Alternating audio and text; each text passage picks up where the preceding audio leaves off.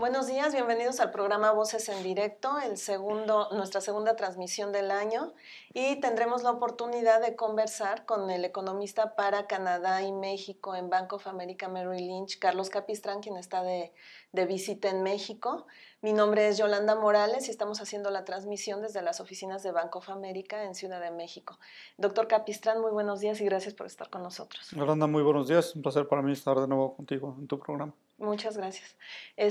Doctor, pues mi primera pregunta es, ¿cómo están viendo en Bank of America México para el desempeño económico de este año? Pero en particular quisiera centrar este enfoque que me pudiera hacer favor de darnos en pues la reunión del Foro de Davos. Estamos por iniciarla. Quisiera saber cómo ve la llegada de México y ¿qué recepción darán los inversionistas a México? Sí, mira, son dos cosas. Lo primero es lo que es muy claro para todo el mundo, para los inversionistas extranjeros, es que los siguientes meses para México son meses muy complicados, por muchos aspectos. Bueno, sabemos a nivel externo, Estados Unidos acaba de aprobar una reforma fiscal muy importante que puede tener pues, distintos efectos para la economía mexicana, algunos positivos, algunos negativos, pero son muchos. También sabemos que bueno, la Reserva Federal de Estados Unidos está en proceso de subir tasas y eso siempre es difícil para México. Y por otro lado, bueno, está en plena renegociación el Tratado de Libre Comercio y eso es pues, la principal institución que México ha utilizado para desarrollar su comercio exterior. Y al estar en revisión, pues genera mucha incertidumbre sobre las reglas del juego, de cómo funcionar en el comercio internacional en México. Entonces, del lado externo hay todas estas incertidumbres y es algo difícil. Y por el lado doméstico también, porque, por ejemplo, sabemos que hay las elecciones en julio, son las elecciones más grandes que México haya tenido probablemente en su historia. No solo se cambia presidente, sino también congresos, las dos cámaras, congresos locales, varias gobernaturas. Entonces, un proceso muy grande, muy importante, y como cualquier proceso de elección tan grande, pues genera cierta inquietud. Entonces México también enfrenta eso. Y por otro lado, si vemos la economía, el último dato que tenemos de PIB en México es del tercer trimestre del año pasado, pero hay que recordar que fue una contracción. Entonces es cierto que estuvo afectada por los terremotos, pero de todas formas es un número pues bajo y se ve que hay una desaceleración económica. Y por otro lado, vemos que la inflación está en niveles arriba del 6,5%. Entonces es un escenario económico muy difícil, pues literalmente con inflación creciendo más del doble de lo que es el objetivo de inflación y con una economía que con el último dato está en contracción. Entonces, todo esto hace que los siguientes meses sean meses difíciles para México y así lo está entendiendo todo el mundo. Afortunadamente, lo que también los inversionistas están viendo, y eso es algo muy bueno, es que pues, las políticas públicas en México han reaccionado ante este ambiente. Entonces, si bien es cierto que la inflación está arriba del 6,5%, pues también es cierto que Banco de México ha estado subiendo las tasas y están en 7,25 por arriba de la inflación, con una tasa real ex ante muy alta, lo cual pues es la medicina adecuada para que veamos cómo la inflación eventualmente tendría que empezar a ceder. De la misma manera vemos la política fiscal, que pues lo mejor que se puede hacer en respuesta a tanta incertidumbre es tener una política fiscal prudente, y lo que hemos visto es que el año pasado, por primera vez desde la crisis global internacional, México logró tener ya un superávit primario. Y eso es algo muy bueno. Entonces, las dos principales políticas macroeconómicas, la fiscal y la monetaria, pues se apretaron en respuesta a lo que ha estado pasando, pero también en anticipación a estos meses difíciles. Así es que eso le da certidumbre a los inversionistas de que si bien han sido y seguirán siendo tiempos difíciles, hay una respuesta que va en el sentido de lo que uno considera correcto para lidiar con estos meses difíciles. Uh-huh. Como conversábamos al inicio, pues está por comenzar la reunión, el foro de Davos, el foro anual. Normalmente van las economías pues a cerrar negocios. Este año del que nos habla con tantas incertidumbres para México, quisiera saber ¿Cuál considera que podría ser la recepción que podrían dar los inversionistas allá en México? ¿Cómo tendría que prepararse México? No, es una buena recepción. O sea, mi punto es precisamente eso, que México llega bien preparado. Entonces, hay muchas preguntas al respecto de qué va a pasar con México, qué va a pasar con la elección. Puede ser un cambio importante para México. Hay muchas preguntas de qué va a pasar si Estados Unidos decide salirse del Tratado de Libre Comercio. Entonces, hay muchas incertidumbres y eso genera mucho interés en México. Pero México llega bien, como decimos, bien parado al foro de Davos, precisamente pues porque ha estado haciendo su tarea. Y yo mencioné las dos políticas, la fiscal y la monetaria, pero también en la política de comercio exterior, México está haciendo un buen trabajo, en el sentido de que, bueno, uno de los 3 socios del Tratado de Libre Comercio abre la renegociación y el presidente de Estados Unidos ha dicho varias veces que está dispuesto a salirse del tratado. Y la respuesta de México ha sido una respuesta muy institucional, ha sido de sentémonos, si hay cosas que cambiar, veamos qué hay que cambiar, pongamos propuestas sobre la mesa y hagamos un proceso de negociación para ponernos de acuerdo. Y esa es una buena política. Y por otro lado, lo que México ha hecho hasta ahora ha mandado la señal muy clara de que para México es muy importante continuar siendo un país abierto al comercio internacional, independientemente de que otros países vayan ahora en sentido contrario. Y eso nos parece que también es una buena política. Entonces, una reacción adecuada a la política monetaria, de la política fiscal y de la política de comercio internacional, pues dejan a México bien parado, pues con retos, con muchas cosas por hacer, con mucha incertidumbre, pero por otro lado, pues con la certidumbre de que la gente que hace la política económica en México, pues sabe lo que está haciendo y ha tomado en general las medidas que van en el sentido correcto, ¿no? ¿Cuál es el escenario que tienen en Bank of America precisamente para la negociación del Tratado de Libre Comercio? ¿Tendremos acuerdo? Nosotros creemos que sí, nosotros creemos que sí. Es algo muy difícil de pronosticar, es algo muy difícil de predecir. Lo que nosotros sabemos es que Estados Unidos es el que está pidiendo la revisión y como mencionaba hace un momento, el propio presidente de Estados Unidos ha dicho que pues, sí, podría salirse. Por lo tanto, esa posibilidad existe. Por otro lado, también vemos que desde el punto de vista económico, el comercio internacional que tiene Estados Unidos con México y con Canadá es muy pequeño como porcentaje de su PIB. O sea, en millones de dólares es muy grande, pero la economía de Estados Unidos es tan grande que como porcentaje del PIB es muy chiquito, es menos del 5%. Entonces, no es algo de primera necesidad para la economía de Estados Unidos. No le afectaría demasiado quedarse sin el tratado. Entonces, sí hay posibilidades de que algo que pudiera ocurrir es que Estados Unidos decidiera salirse del tratado. Nosotros creemos que hay como un 25% de probabilidades de que eso ocurra al final de las rondas iniciales que nosotros pensamos que son rondas iniciales de negociación. Sabemos que la 6ª ronda está programada para finales de enero en Montreal y sabemos que también tenemos la 7ª ronda en algún momento en febrero y marzo en Estados Unidos. Ahí, en la 7ª ronda, es cuando podría Estados Unidos salirse, nosotros creemos. De todas formas, nuestro escenario principal es que van a continuar las negociaciones. Creemos que es difícil que pronto se pongan de acuerdo porque las posturas están todavía muy, muy separadas, pero creemos que hay un espíritu por continuar la negociación y que van a continuar haciéndolo y eventualmente encontrarán algún punto de acuerdo que nos dé un nuevo NAFTA o nuevo Tratado de Libre Comercio. Si bien eso puede tomar muchos meses. ¿Por qué? Si para Estados Unidos no es tan importante, creemos que no se van a salir.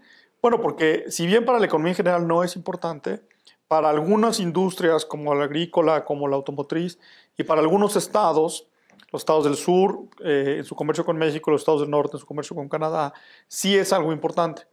Entonces sabemos que hay mucha presión de estas industrias y de estos estados en Estados Unidos para que no se salga a Estados Unidos del tratado y que más bien lo modifique. Entonces por eso creemos que al final lo que vamos a ver es una modificación. Pero de nuevo es algo que creemos que va a tomar mucho tiempo. Así es que es probable que cuando se acaben las 7 rondas de negociaciones programadas, nos anuncien que haya nuevas rondas y que sigan negociando. Y creemos que el equipo de México, con mucha experiencia en tratados internacionales, pues ha estado haciendo una buena labor de mantener a Estados Unidos en la mesa para tratar de mantener con vida el Tratado de Libre Comercio, lo cual es algo positivo para México. Y también, regresando al tema de Davos, bueno, México también ha tomado decía hace un momento que ha tomado la bandera de continuar siendo muy abierto. Entonces México ha tratado de hacer más rápido tratados con otros países. Vemos que está el tratado con la Unión Europea, vemos que ha habido acercamientos con Brasil, con Argentina, con otros países, tratando de lanzar un mensaje muy claro, que es México es muy abierto. México comercia más del 60% de su PIB, es una de las economías del mundo que más comercia internacionalmente y lo hace mucho con Estados Unidos, pero si por alguna razón Estados Unidos no está dispuesto a hacerlo, pues México sí está dispuesto a seguir por ese camino pues con otros países, ¿no? Y entonces está abriendo otras puertas. Entonces mantener la negociación con Estados Unidos y abrir otras puertas, pues parece ser la respuesta adecuada y eso habla bien de las políticas de México y eso nos hace que México llegue bien al foro de Davos. Muy bien. Doctor, si me permite, nos vamos a ir a una breve pausa y quisiera regresar conversando con el tema del cruce de tiempos políticos, las elecciones en México con la negociación del Tratado de Libre Comercio. Muy bien. Bueno, pues regresamos en unos segundos, no se vayan. Síguenos en nuestras redes sociales, en Facebook eleconomista.mx, Twitter @eleconomista y YouTube Video El Economista. En un momento continuamos.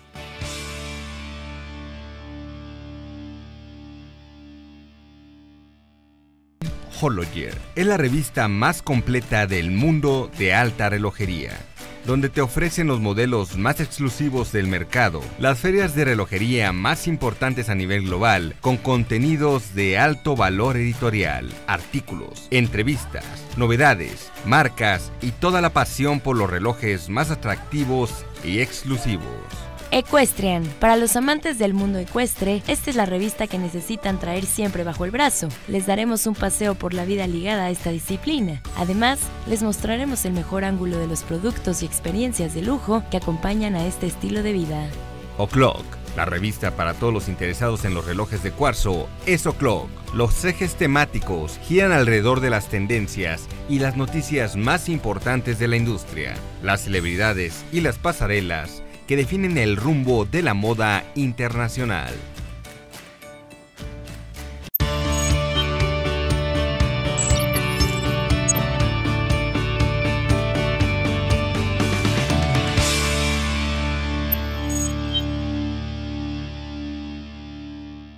Bueno, pues regresamos a esta entrevista que nos está concediendo el economista para México y Canadá de Bank of America Merrill Lynch, Carlos Capistrán.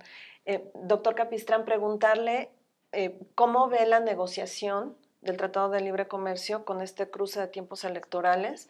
Ustedes están pronosticando que va a ser como la primera fase de rondas de negociación, pero ya hay aspirantes a la presidencia que están proponiendo que haya una pausa para que sea el equipo triunfador, el triunfador en las elecciones, el que negocie. ¿Ustedes cómo ven esto?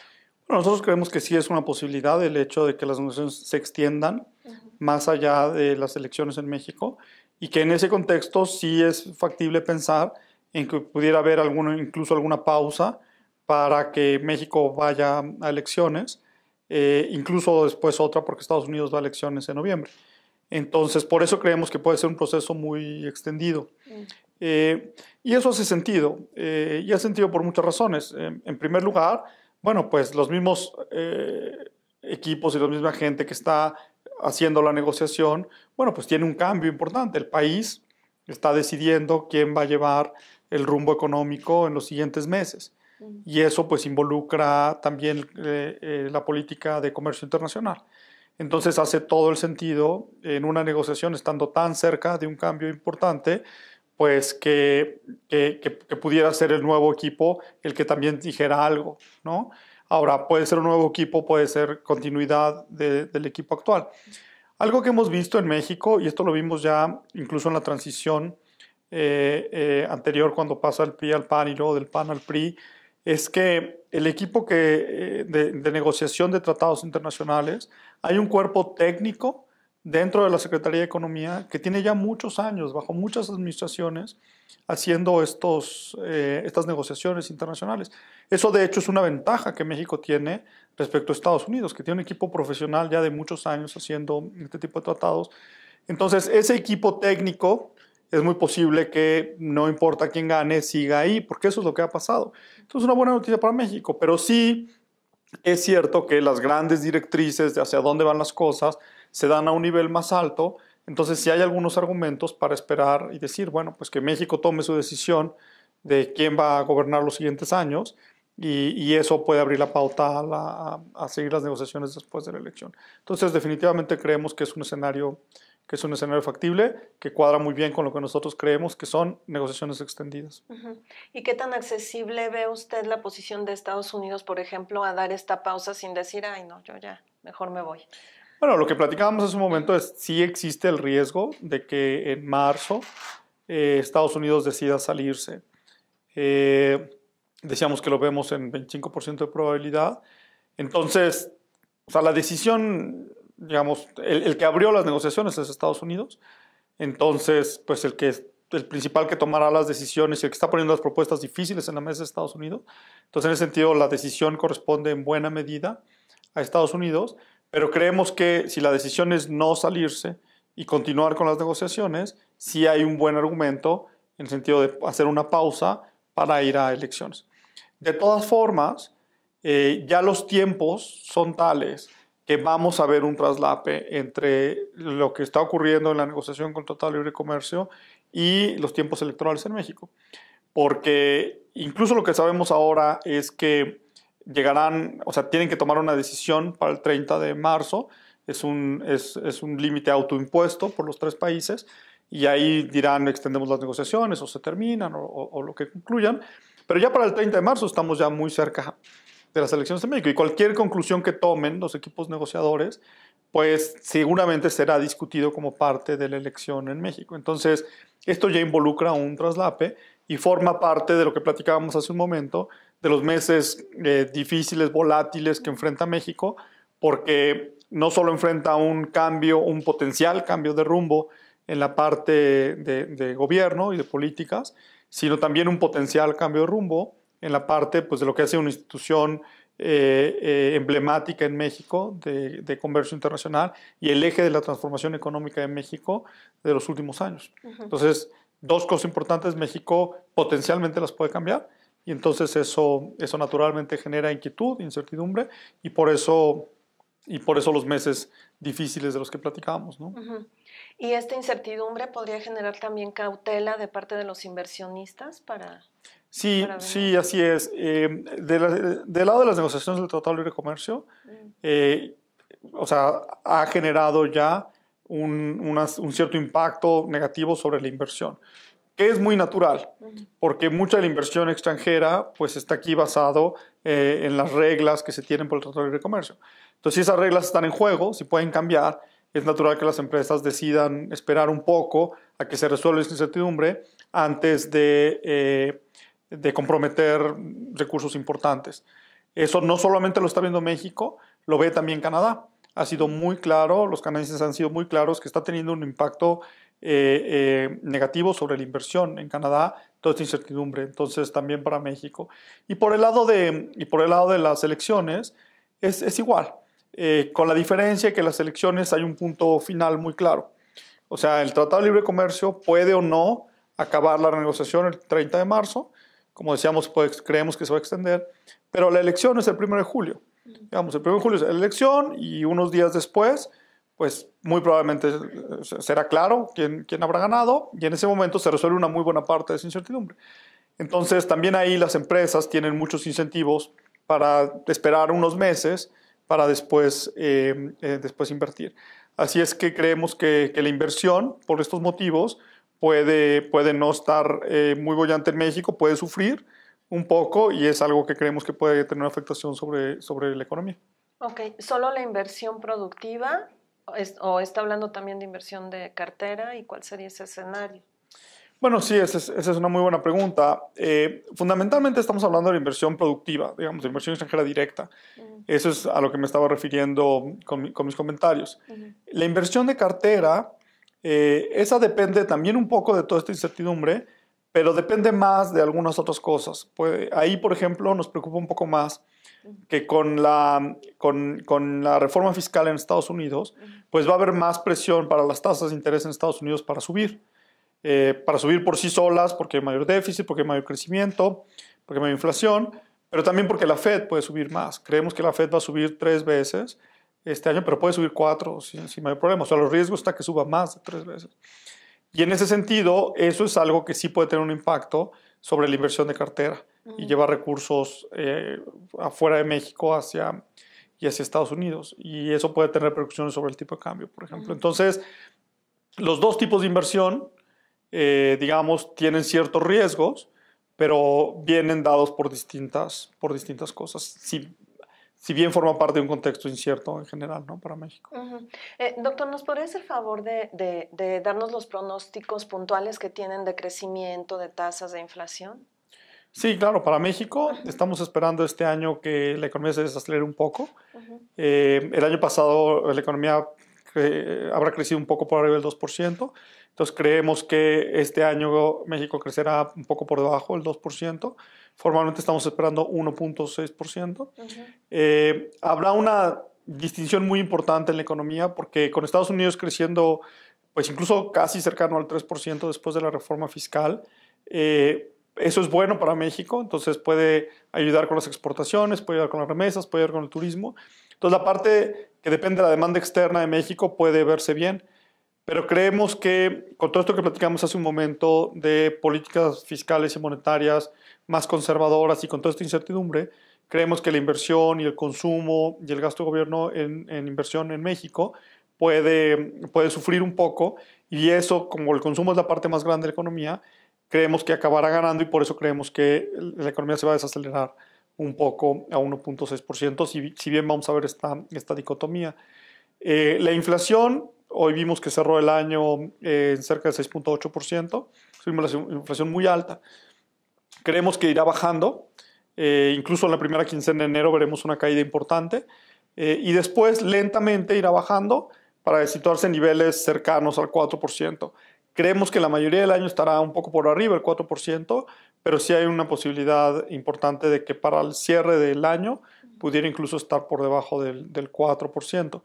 Como siempre, eso depende de muchos factores, pero si eso es así, entonces lo que eso nos dice para tasas de interés es que en realidad parecería que este año va a ser como de dos mitades, en el sentido de que todavía hasta antes de la elección, con la reducción de NAFTA y con la elección, hay muchos riesgos para el tipo de cambio, y con la inflación tan alta, un tipo de cambio tan volátil pone en riesgo las expectativas de inflación. Entonces, la labor del Banco de México es seguir protegiendo esas expectativas de inflación y, por lo tanto, por eso subió su tasa recientemente. Por eso creemos que puede seguir subiendo la tasa, llevarla a 7.50, incluso podría subir un poco más, y con un lenguaje muy duro de que está cuidando la inflación. Pero una vez que todas estas incertidumbres empiezan a resolver, como la de la elección, y esperemos que haya un poco más de información sobre el Tratado de Libre Comercio, veamos más los efectos de la reforma fiscal en Estados Unidos, etc. Es posible que en la segunda mitad del año, ya con una inflación más cercana al 4%, con una inflación subyacente que incluso esté más cercana al 3,5%, pues Banco de México encuentra espacio para ya no estar subiendo, aunque la Fed siga subiendo, e incluso puede encontrar espacio para tratar de bajar las tasas de interés un poco, porque ciertamente estas son tasas de interés bastante altas. Otra vez, porque la inflación es muy alta, entonces son las tasas adecuadas, pero pues van a tener un impacto negativo sobre la economía. Muy bien. ¿Y el impacto es vía consumo y vía crédito? Sí, el impacto es vía inversión por tasas más altas. La gente tiende a ahorrar más para aprovechar estas tasas de interés más altas que ahora paga el banco. Y por otro lado hay una disminución del crédito al consumo que ya estamos viendo y eso eventualmente también tendrá una afectación sobre consumo. Entonces, como platicábamos hace un momento, estas tasas de interés más altas del Banco de México pues ya han estado desacelerando un poco el consumo y lo van a seguir desacelerando hacia adelante. Pues, doctor, es interesante conversar con usted como siempre, le agradezco mucho. Y pues a ustedes también les agradezco haber estado en esta transmisión, habernos seguido y pues vamos a cerrar el programa. Muchísimas gracias. Muchísimas gracias por la invitación y como siempre un placer estar aquí. Muchas gracias. Hasta pronto.